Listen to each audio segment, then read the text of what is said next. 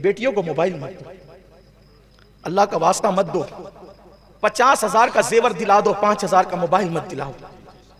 आप कहेंगे कि ये बात गलत हो रही है, लेकिन वल्लाह अगर प्यार है, इसलिए कि बेटियों के हाथ के मोबाइल ने बेटियों को आबरू बेचने तक पहुंचा दिया।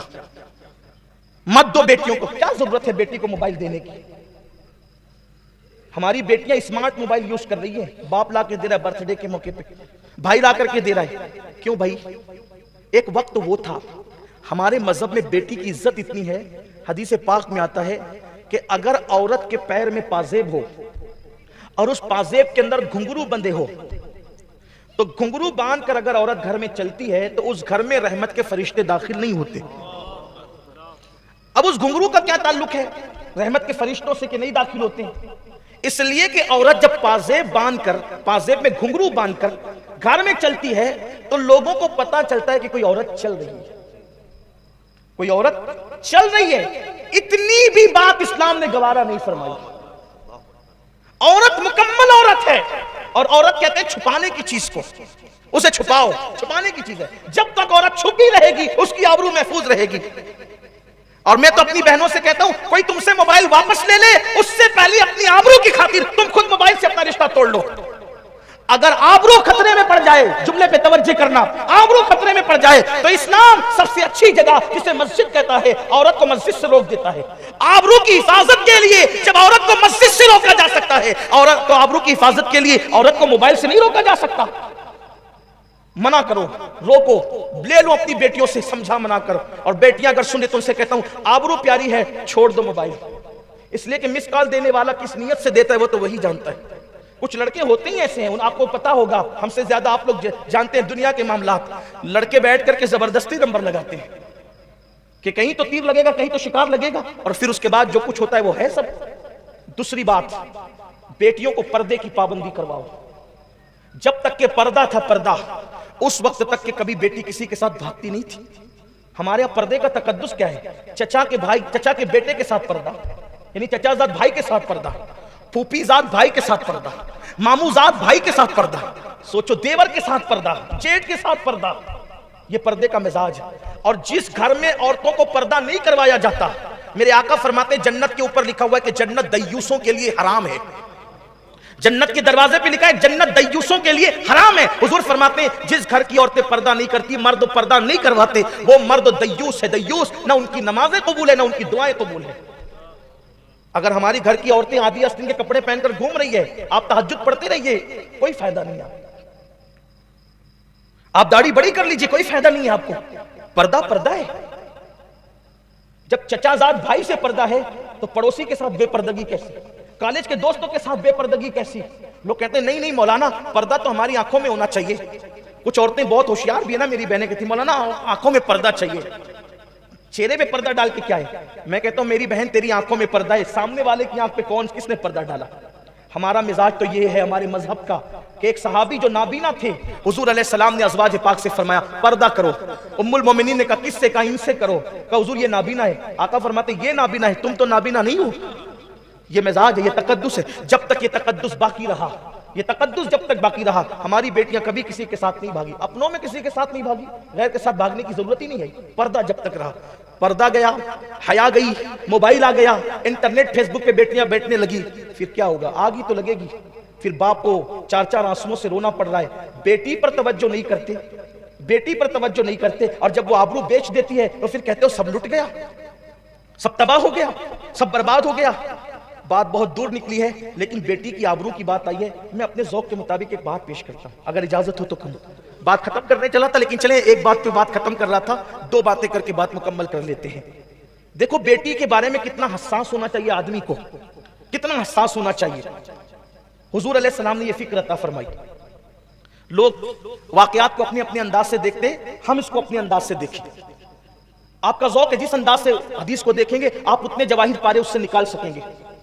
जब आयत नाजिल हुई ना, आयत करीमा, जब आयत नाजिल हुई, आयत मुबाहिला, वो आयत करीमा जो नाजिल हुई आयत मुबाहिला, जब वो आयत करीमा नाजिल हुई उसमें यह था कि ये ईसाइयों से कहें ये अपने बेटों को लाएं, अपनी औरतों को लाएं, ये खुद आए और आप भी खुद आए, अपने बेटों को लाएं, अपनी औरतों को लाएं, आप भी। तो हुजूर अलैहिस्सलातु व तस्लीम ने जो है उन लोगों को बुलाया कि भाई तुम भी अपने बेटों को लाओ, हम भी अपने बेटों को लाते हैं। अबना आना व अबनाकुम, निसा आना व निसाकुम, अनफुसना व अनफुसकुम, ये आयत करीमा जब आई तो बेटों की हैसियत से हुजूर अपने बेटों को लेके चले हसनैन करीमैन, और घर की खातून के हिसाब से, औरत के हिसाब से हुजूर अलैहिस्सलाम अपनी बेटी सैयदा फातिमा को, तमाम औरतों की सरदार सैयदा फातिमा को लेकर चले। अब वो वाकया बताना मकसूद नहीं है, लेकिन गैरत रसूल बताना मकसूद है।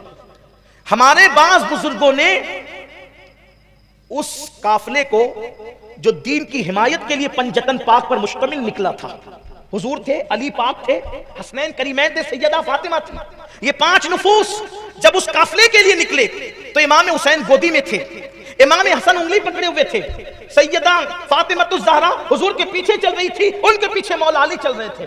इस तरह इस तरतीब से काफिला चल रहा था। और किस शान से चल रहा था? हुजूर कदम रख के उठाते तो हुजूर के कदम के उठाने के बाद उसी जगह पे सैयदा अपना कदम रखती, और जब सैयदा फातिमा अपना कदम उठाती तो मौलाए कायनात उनके कदम पर अपना कदम रखते। आशिक देखने वाला नतीजा क्या निकालता है? आशिक कहता है गैरत मुस्तफा तो देखो, हुजूर अपनी बेटी को अजनबी जमीन पे ले जा रहे हैं तो हुजूर अलैहिस्सलाम ने जमीन के और फातिमा के कदम के दरमियान अपने कदम को पर्दे की हैसियत दे दी है, अपने कदम को पर्दे की हैसियत दे दी है। और जब सैयदा ने बाबा के कदम पे कदम रखा तो फातिमा के नक्शे कदम पर किसी अजनबी मर्द का पैर न पड़ जाए, अली से कहा फातिमा के नक्शे कदम पर अली अपना कदम रख के नक्शे पाए फातिमा भी मिटा दो, ताकि फातिमा के नक्शे कदम को भी कोई पामाल न कर सके।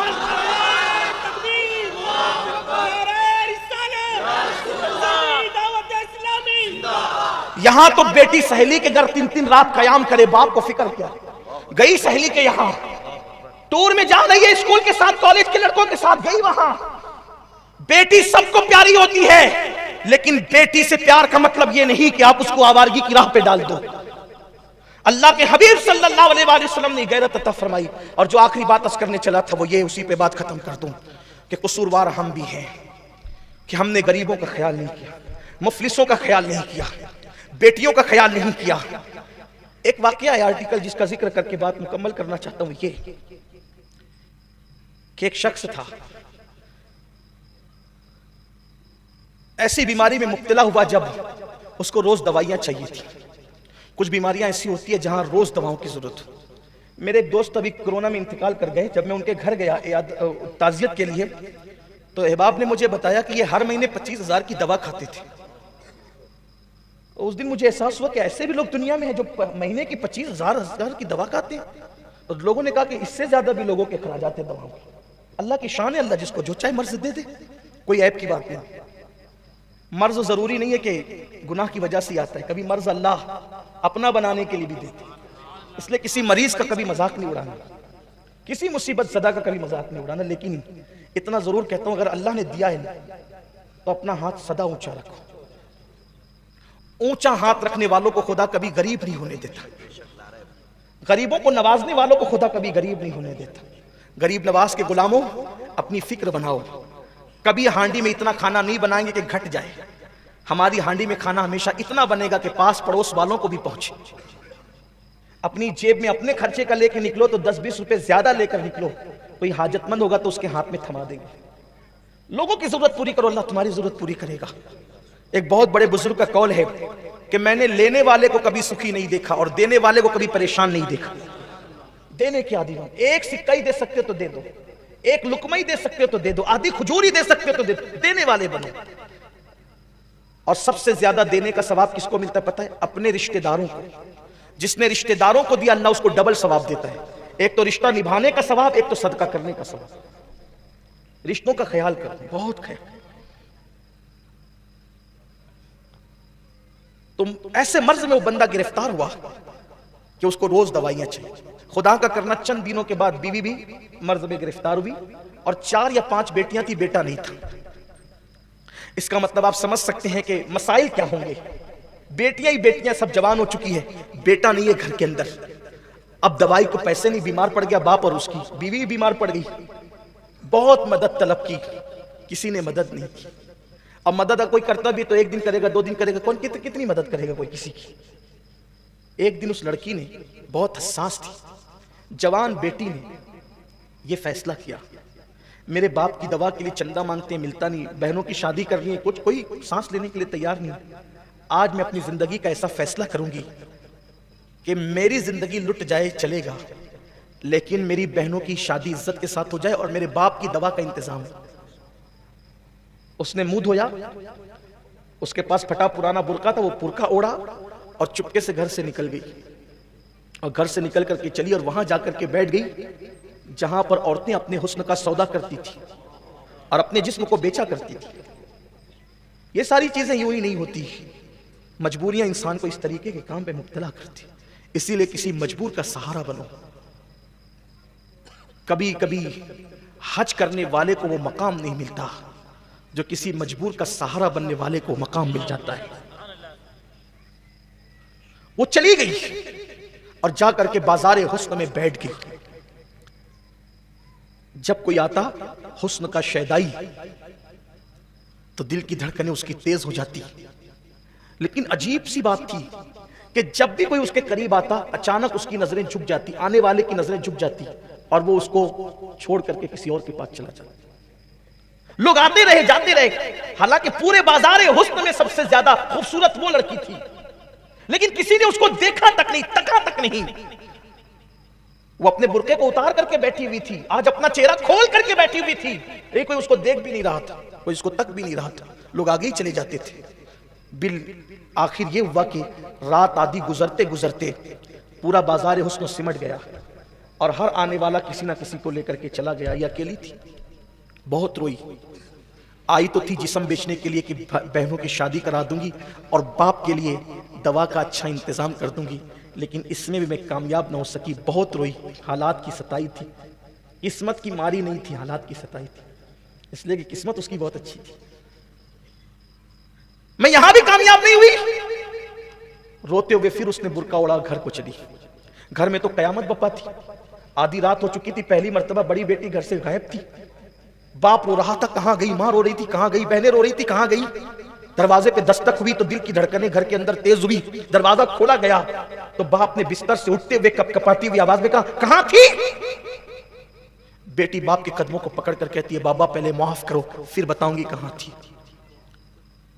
बाप की आंखों में खून उतर आया, कहा कहां थी लेकिन ये तो बता। कहा बाबा गई थी बहुत गलत काम करने के लिए, बजाहिर नाकाम लेकिन हकीकत में कामयाब लौटी। क्या हुआ? कहा कि आपकी दवा के लिए पैसे नहीं, बहनों की शादी के लिए पैसे नहीं, तो मैंने सोचा था कि अपना जिस्म बेच दूंगी, पैसे कमाकर बाप का इलाज कराऊंगी, बहनों की शादी कर दूंगी। लेकिन बाबा अल्लाह की कसम, तेरी बेटी आधी रात तक बैठी रही, मगर जो आता उसकी नजरें खुदा जाने कैसे झुक जाती और वो मेरे करीब से गुजर करके चला जाता। किसी ने मुझे देखा भी नहीं। उसके बाप ने अपनी बेटी को सीने से लगाते हुए कहा, बेटी अल्लाह की इज्जत की कसम, तू तो एक रात बैठी थी, अगर पूरी जिंदगी की रात भी तू वहां बैठती तो इंशाअल्लाह तुझे कोई कभी नहीं देखता। उसकी वजह यह है कि मुझे अपने नबी के फरमान पे यकीन है कि मेरे नबी ने फरमाया, कमा तदीन तुदान, तुम जैसा करोगे तुम्हारे साथ वैसा ही किया जाएगा। तेरे बाप ने कभी किसी औरत को पाप की नजर से नहीं देखा।